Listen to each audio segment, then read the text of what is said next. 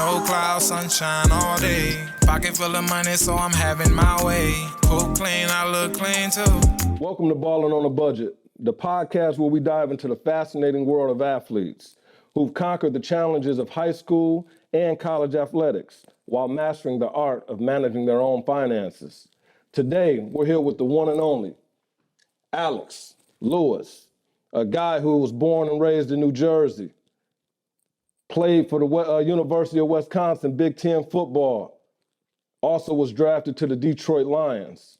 And after being at the Detroit Lions, after his football career was over, he still was able to manage and budget his finance to be able to franchise a Floyd Mayweather gym. That's huge, man. Can you just give us a brief story of yourself? All right, I'll elaborate on that. All right, I'm gonna dive into it. One, so originally I'm not the franchiser. They actually brought me onto the team. Oh, that was but I'm grateful that they did that because I got to learn about the franchise business, the franchise itself.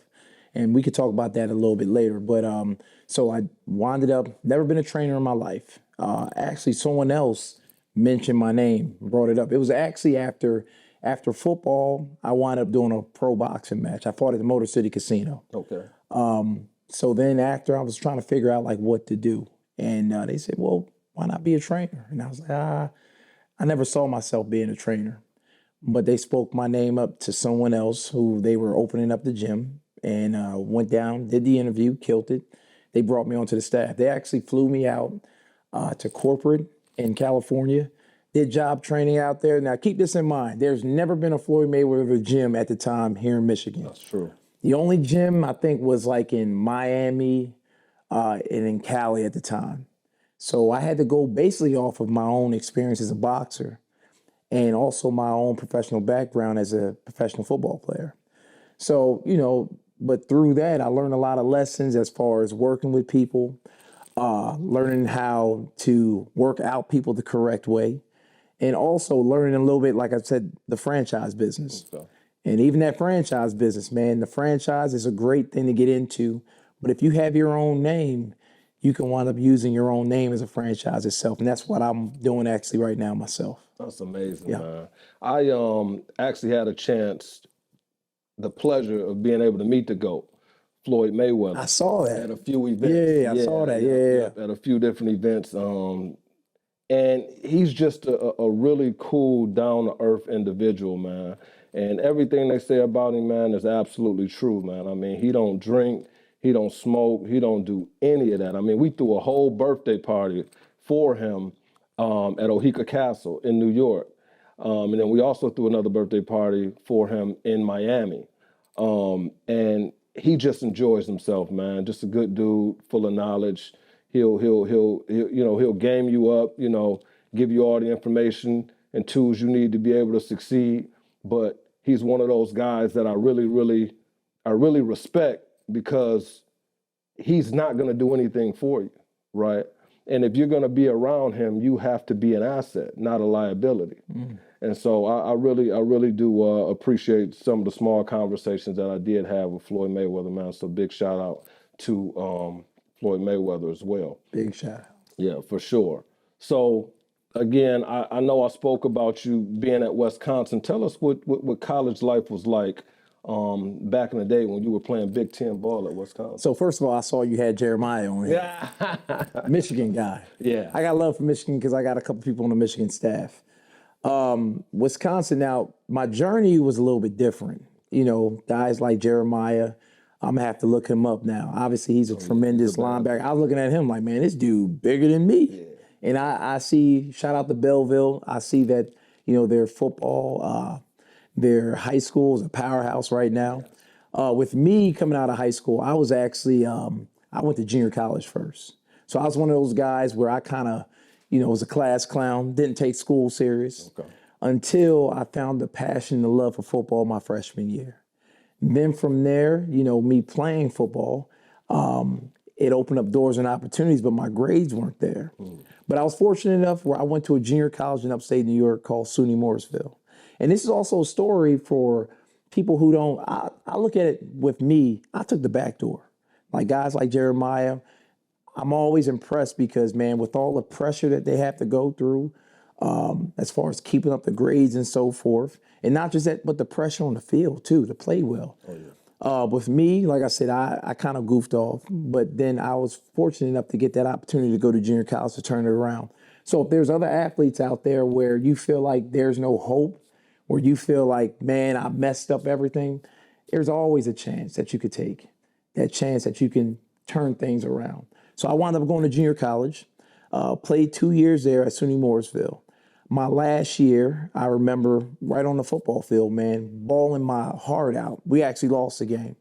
Wisconsin came up out of nowhere, and they offered me a full ride. Oh, wow. And if you know about, I heard you saying, like, you're fortunate where you don't have to pay for school. Oh, my goodness. Yes. I was grateful, you know, because junior college, I had to pay all that back. I was working, basically, I was playing for free. But so I got a scholarship to Wisconsin.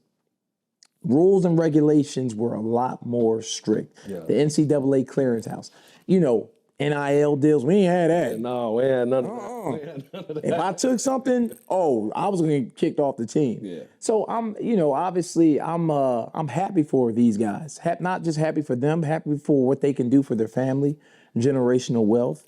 But you know, with us, it was a little bit more tough. You know, say for example, after a football game, they gave us like $20 to go eat. Yeah. These guys eating lobster, you know. But, you know, the pressure wasn't as great too. Yep. So obviously when there's good, bad can be right along with it. But if you got the great, you know, good people in your corner to steer you the right way, which it seems like he has. Yes, he does. Man, opportunity is enormous. How much pressure do you believe it actually puts on a young student athlete at that age? Imagine being 17, 18 and being offered more money for one sponsorship opportunity than some people in their household may make annually. Once again, great opportunity, but at the same time, a lot of pressure. Because think about it like this, where, you know, hopefully they're putting the correct rules in place. My thing is, hopefully there's like a 1-year deal, because you don't want to get signed into a deal for 10 years. You're locked in, and now, you know, you can't get out of that deal. Yeah.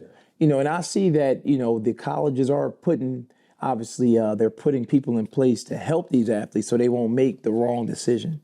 What's her name from LSU, the basketball player? Reese. Oh, man, she's making bank right now off of her endorsements and everything. So I think there's more positives than negatives. I do think college athletes do need to get paid. Absolutely. You know, because think about it, man. One injury can cost you your whole career. Yep. I know a guy, he's actually a great friend of mine. He could have went first round. And he stayed one more year because education is very important. And he hurt his knee, blew out his knee, went from first round to fifth round. That's why nowadays they're kind of preaching like, go get the deal. You can go back to school. Yep. This money might be temporary right here. But I'm also a firm believer where you should get that education. The one guy I did preach here as far as going down that roster, he was absolutely true.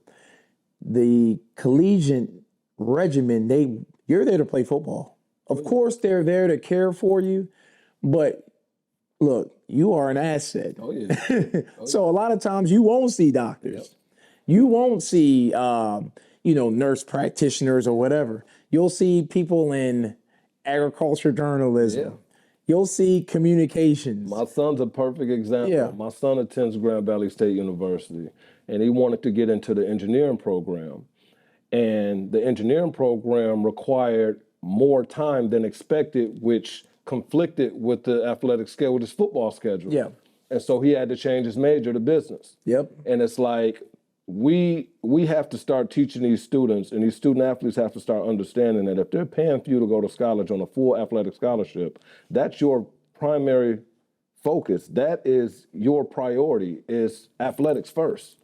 So you can't, 9 times out of 10, you can't have any type of major that's going to conflict with that sport that they're paying you in. Yeah, they're paying you a lot of money. Yeah. Like they are really investing in you. But at the same time, you as a student athlete, you can still go back. That door is still open. You know, it's still open. So if you really want it, that's like me, where I wanted to be an engineer. I didn't know that till after. So, but you know, your son's in a great position where he could still get a degree and he could still go back and still do what he desires to do. You know, so like I said, for them, opportunity is limitless right now.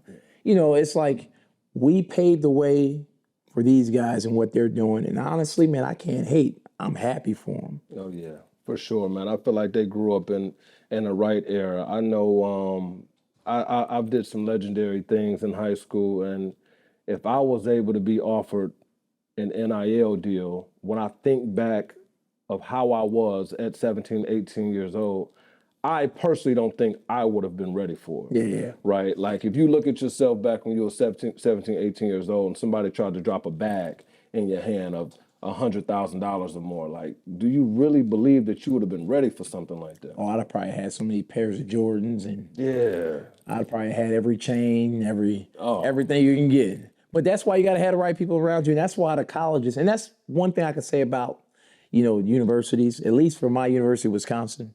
Shout out University of Wisconsin. I had to get that in there.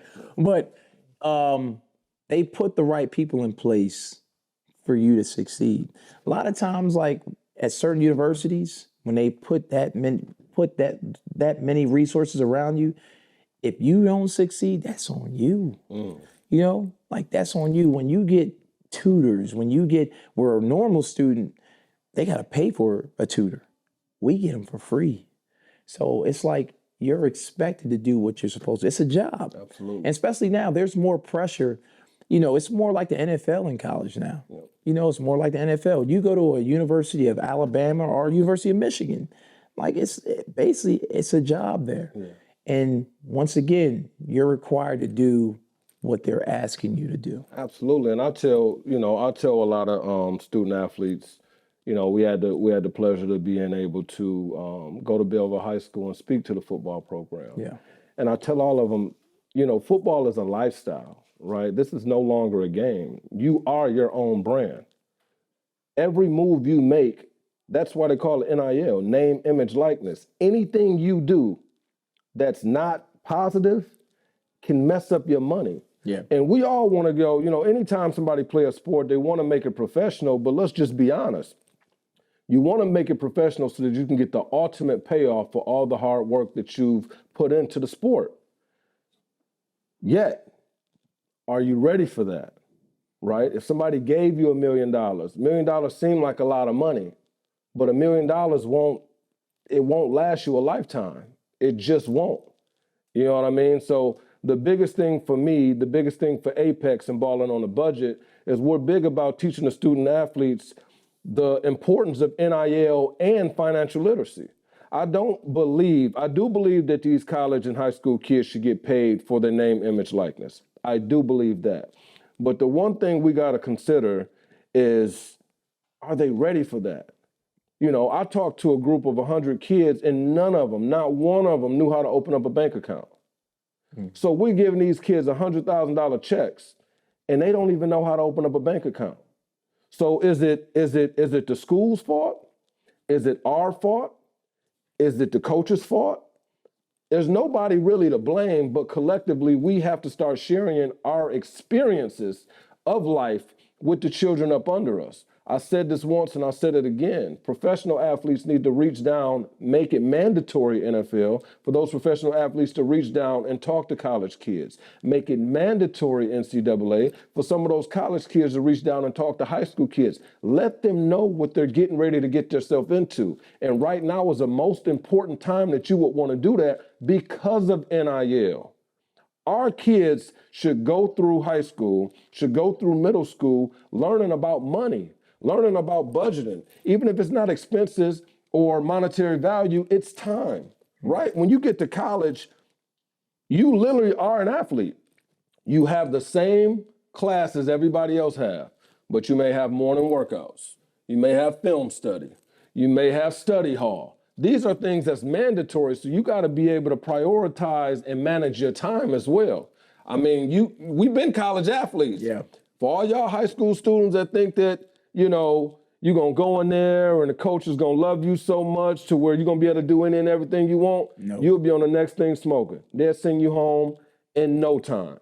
Because every year, if you look at it this way, They may have picked you up as a linebacker, running back, corner, safety, or quarterback this year, but the next year they're recruiting for the same exact thing. And when they bring that other person on the campus, they're there to compete with you. You ain't guaranteed nothing for 4 or 5 years. You got to work every single year. And I don't care how good your freshman year was, how good your sophomore year was. If you let somebody outwork you, if you get injured, it's next man up. They're not calling. They're not looking for you. This is real life. Am I lying? Not at all. I mean, I came out of junior college. I remember, man, me transferring to Wisconsin. You know, they promise you the world. Yeah. Coach came in my living room. Hey, you're going to start. I go into Barry Alvarez's office. Are you ready to be a Badger? I'm like, yeah. As soon as I went there, right down the totem pole. I had to work my way back up. I wound up getting the starting spot, you know, but I got the starting spot from a guy who was there before me. I grind for it. And he hated you for that. I can only imagine how that linebacker. But you got to understand, like, I was a dog, man. Like, I'm. If I see you got my spot, I'm coming for it. No doubt. Like, after we get off the field, yeah, we cool. But on the field, switch come on. Nah, that's my spot. Like I said, I'm grinding. And for most high school and college students, the goal was always to make it professional, and you did that. Yeah. Tell us your experience of draft day, of hearing your name, of being an actual Detroit Lion. Big shout out to Detroit too. Of being an actual Detroit Lion. How did that make you feel? That's a dream come true. I mean, you work so hard. I'm talking about, with me, I felt like I had to work even extra harder because I wasn't fortunate where I went through that front door. I went to junior college. I took that chance, took that gamble. A lot of times you go to a big university and you expect, okay, I got a big chance of making to that next step. Yeah. But I'm talking about, we in a room like this, full of the people we have here playing a game and we're cheering for each other. You can't think like, okay, I'm going to the league, you know what I mean? But in my heart, I did. You got to believe in yourself. So from there, I'm just every single day, I'm grinding. Junior college, not just that, but I'm here taking extra credits to make sure that when I transfer, that I can get into a big university. That's another thing that you got. So I was taking summer courses. So even there, where it's just like, I had to work 2 times harder in the classroom. I had to work 5 times harder on the football field because you got guys like Jeremiah coming in. You know what I mean? So, you know, but once again, I'm the type of guy, if you got my spot, you in front of me, man, you better be on it every single time. Because if you give me a little bit of room, I call that opportunity, I'm taking. Man, and I want y'all to really listen to what he's saying. A lot of you guys who are just jumping in the transfer portal, listening to different coaches, telling you that you're going to start and this is going to happen, their goal is to get you on campus. I got a story about that one. All of them promises is not always kept. And before I let Alex get to a story, all those credits don't transfer. No, not at all. Depending on what university you go to, when you transfer, man, you might mess yourself up. Now you might not even get a degree. But my little brother, he's a mentor, or mentee, but he's my little brother, man. I've known him since he was 8, mentored him all the way up until he basically went to college. Now he owns his own sneaker store. Okay. But he was getting recruited by a university. I ain't gonna say what university. They showed him the world. He went in there and sat down in the classroom. And I told him before we left, I'm like, they're going to give you the world in the hand, but they're going to take it from you after. They're going to make you work for it. Yeah. He went in there. They had him up there drawing defensive schemes. He was like, I think this defense will work. And I'm looking at him like, oh, it's over. I'm like, they got him. They got him. He came out of the room and was like, Coach wants me to do this new defensive scheme. I'm like, no, don't believe it. As soon as he went there, back of the line, freshman, I told him, I was like, man, you got to work for everything. Of course, when you get recruited, they're going to make you feel like, man, the creme de la creme. But then when you get there, man, once again, you're going to have to work your way right back up again. And just like what you said, you got to have a mindset. That's the one thing I say about Floyd Mayweather. That man is, obviously, he balling. He's one-on-one. But he trained like he poor. Yep. You got to have that mindset, man. Don't never lose that value. Even now, I'm out of the league. You see me. I still train. I'm still training. I'm gonna give y'all my experience. I was a bad boy, and I attended a Division II college, Northwood University in Midland, Michigan. Shout out to the Wood. I was a bad boy, but I didn't have a work ethic deserving to play in the NFL. And I played with a guy named Chris Wilson. And Chris Wilson was a guy who went to the league on the same team I was, and he was a dog just like me. But after practice, he ran additional sprints. When I was like, man, I'm tired. I'm going in. I'm about to go lay with my girl, who's now my wife. But I'm going in. I'm going to chill. And he stayed after practice watching film, working out. And he worked himself into an opportunity to play into the NFL, in which he's played for about 5 years. I believe he played for the Washington Redskins as well as the Philadelphia Eagles. But every single person that I know, Cullen Jenkins, Chris Jenkins, some of you guys might know these guys. These guys are from the same neighborhood I grew up in, West Willow, Ypsilanti, Michigan. Cullen and Chris wasn't allowed to hang out like we was in high school. We was able to go out and party. Cullen ended up being getting a full ride scholarship to Central Michigan, having an opportunity and playing and starting at defensive tackle for the Green Bay Packers in 2011. He actually won a Super Bowl with Aaron Rodgers and the Green Bay Packers as a starting defensive tackle. Chris Jenkins went to the University of Maryland, got drafted, went and played for the Carolina Panthers, was arguably the #1 defensive tackle in the NFL, and they were comparing him 1A, 1B with Warren Sapp, the Warren Sapp. But these guys didn't party young. They waited till they made it, and then they were able to party that way. If I had a chance to do it all over again, I'm telling all y'all high school student athletes, college student athletes, the party's gonna be there later. The girl's gonna be there later. And when you make it, if you thought a girl liked you or you thought it was a party going on here, you would be the man of the hour, but you have to make it first. And that's not the reason I'm telling you to make it. But what I'm saying is don't ever feel as if you're missing out on anything, because there's parties every Friday, Saturday, and there's events going on all the time. And it's okay to miss those when you're working at your goals. Reach your goal first. So Alex. Yeah. After your playing days, you ventured off into entrepreneurship, right? Yeah. We talked about this by being a owner. Yeah, well, now I'm an owner of my own gym. Owner of his own Floyd Mayweather gym. Like, how did your background as an athlete shape you to the approach of business? So, of course, where your gift is will make room for you. As far as me playing in the NFL and many skills I learned from that. But then even after that, I became a pro boxer. My love for boxing. I talk more about boxing now than I do football. Yeah. So, me working obviously at the Floyd Mayweather franchise, they actually gave me my first shot. So me working there with them, being a head trainer, it was natural where I learned the tools and assets to open up my own place. You still have your hiccups and your bumps in the roads, but I would never take back working there. They gave me an opportunity, obviously being a black man in Birmingham, you know what I mean? And the community opened up the arms to me. And I appreciate it and got a lot of love for that gym. But now I actually opened up my own gym. It's called The Blender. Nice. We're in Livonia, Michigan. We're doing step classes. We're doing boxing classes. We do kids classes, weightlifting, all different types of training there right now. So you've played two of arguably the hardest sports that you could possibly play. Yep. One, which is an ultimate team sport, which is football. Yeah.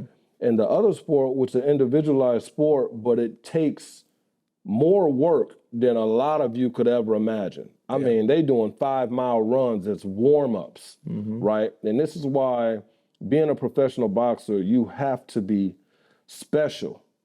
You have to be special.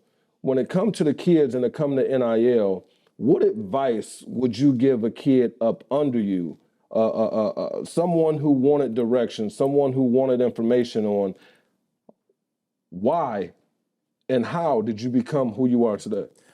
Well, the biggest thing is, I'll say this, the first thing, get the right team around you. You'll always hear that with guys like me and my team. Like I said, like the one guy said, you show me your friends, I'll show you your destiny. You know, make sure, like, for example, myself, my wrestling coach, he became my tax guy. You know, my track coach, he was like my uncle. He steered me in the right direction. The person that I actually worked for Morgan Stanley in college, that was my summer job, working for Morgan Stanley. Internship? Yep. Okay. And he became my financial advisor. Nice. So you get the right team, man. You get the right team, and just don't get anybody to be in that place. Don't get your uncle. If you know he don't got no financial literacy.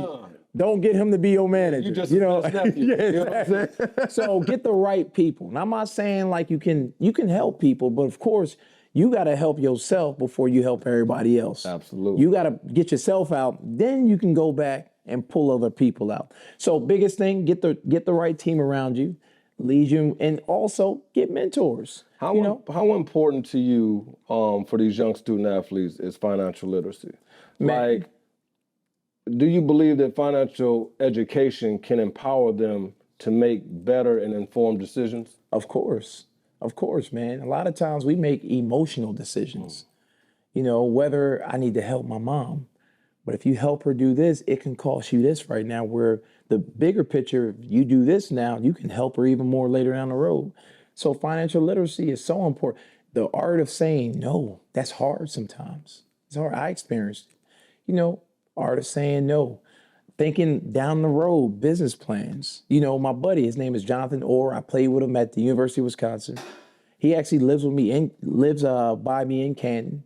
He was drafted by the Tennessee Titans. Okay. He runs ATS, Athletic Transitional Services. He goes to different colleges and teaching athletes as far as transitioning from that sport into the regular world. A lot of times at college, they'll push you just in athletics. But what happens after? Just think about it. It's like a military guy, man. Yeah. You coming out and now you in civilian territory. Yeah. It's like, man, it's a culture shock. Still on guard. Yeah, exactly. You know, and this is we don't even talk about this. This is trauma for a lot of athletes. Like, a lot of athletes find themselves in bad situations when you coming from a place where you giving everything you have to make it professional and you fall short. And now you got to get a real job, and now you got to pay real bills. Exactly. This is difficult. And not just that, but also just turn it. And this is the biggest thing. It costs a lot of athletes learning how to turn that switch off, the aggression. Because you've been preached like, be a dog. Yeah. Go, knock his head off. Now you're in the regular world. Your boss say something. Your boss say something to you. You want to just knock his head off. But you got to just turn that switch off, man. You know, unfortunately, it'll cost you. You know what I mean? Like great athletes, like the one quarterback from the city that slammed the security guard. Cass Tech. Yeah. Forgot his name, man. Exactly who you're talking about. But great athlete. And from what I hear, great guy. But one mistake can cost you a great opportunity. And he is a great kid. Yeah. He's one of those kids where whatever was going on back then, he took it out in a physical form of fashion. Yeah. But he was a great kid, and he did great things at. He went along to play Division II. And then balled out. But he had scholarship to Michigan State. But he balled out. He got the Harlem Hill Award and everything. But he's a real good kid now, and I believe he's doing he's mentoring kids on sports and athletes and everything else. And you have those individuals who, you know, they realize later on in life some of the opportunities they had and some of the opportunities they can't give back. But those type of guys end up being mentors and finding their purpose. They learn from their mistakes. Yeah. Even though obviously certain things can cost you, it doesn't mean it's over either. Right. You know, it does not mean it's over. Nope, I totally agree with that, man. Like, that is just amazing, right? Like, and from being a professional athlete to a business owner, like, we know that can be challenging. Definitely. What is some of the financial challenges you may have faced transitioning into both? Well, one, you know, not getting that NFL check anymore. Yeah. So learning how to obviously live on a budget, you know. Or ball on a budget. Well, ball on a budget, exactly. That's one. And also, man, now you're dealing with, see, I've been in football all this time. I've trained as a football player. You ever hear Mike Tyson talk? And it's like, I studied this, the art of war. Studied the art of war. Right? Yep. He's like, this is all I know. Yeah. Now I'm going against people who's been in business their whole life, they had their ups and downs already. You know, like they 21, 22 coming out of college, made their mistakes. They know they're ahead of the game. Now I'm out. I'm out of the NFL. So now I'm trying to work with people who already have an advantage on me. You know? Absolutely. So, but doesn't mean it's over. Just got to network and you get around people who've already done it. I don't got to reinvent the wheel, you know? Absolutely. And I tell a lot of kids, man, I think that all kids should play a sport.